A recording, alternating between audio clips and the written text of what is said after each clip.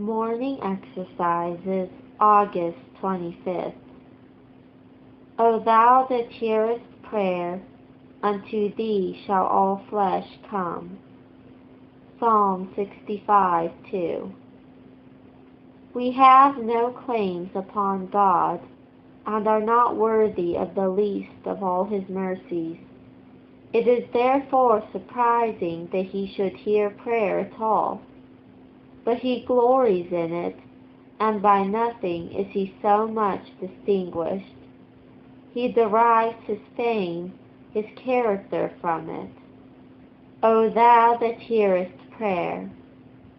And we need not wonder at this when we consider how constantly he has heard prayer, even ever since men began to call upon the name of the Lord, and how many prayers he has heard.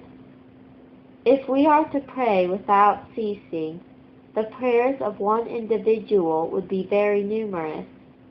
What then is the aggregate multitude that has been offered by all the millions that ever sought his face? And how largely he answers prayer.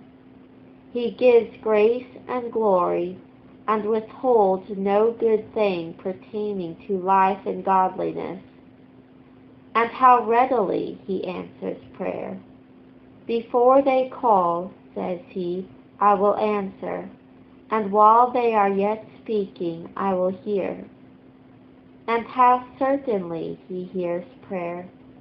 We have his promises, which are firmer than the earth and the heavens.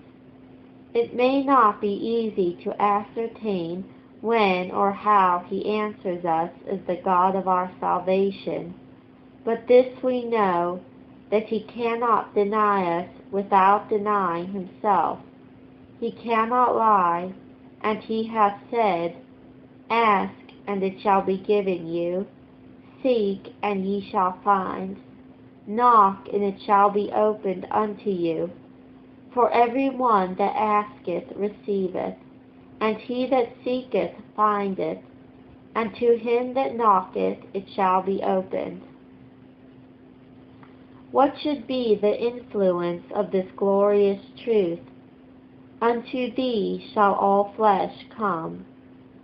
If these words had stood separately, we should have taken them as affirming that all flesh would come to him at the last day to be judged. But the reference is not to God on the judgment seat, but on the mercy seat. And it is well that we can kneel at the latter before we stand at the former. The meaning is that men shall seek him in prayer, and not some, but many, not many, but all. Surely here is nothing less than a prophecy of the calling of the Gentiles. Not only shall the seed of Jacob, his chosen, seek unto him, but those also that were strangers to the commonwealth of Israel, and without God in the world, crying only unto idols that could not save. The Jews in latter times were carnal and selfish, and averse to the extension of their privileges. But the more ancient and spiritual of their nation rejoiced in the prospect of it, and they had intimations from the beginning that the Gentiles also should be fellow heirs and of the same body, and partakers of the promise of Christ by the gospel. All nations whom thou hast made shall come and worship before thee. My house shall be called the house of prayer for all people. If the practice here ensured is to result from the character here expressed, the character must be known. For how can they call upon him in whom they have not believed?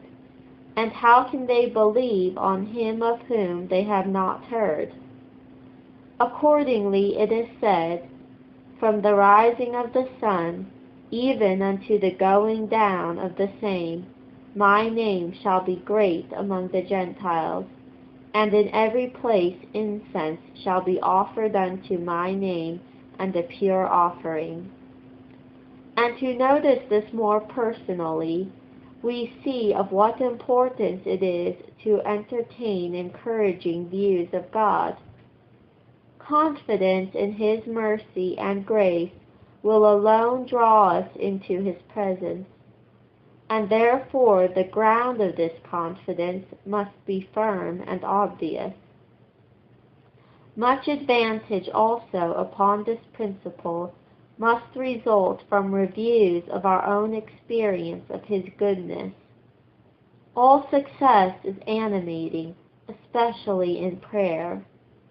Because He hath inclined His ear unto me, therefore will I call upon Him as long as I live. Let me come to Him among all those that are coming, and let me come immediately, for there is a time when He will not hear prayer. Then shall they call upon me, but I will not answer. They shall seek me early, but they shall not find me.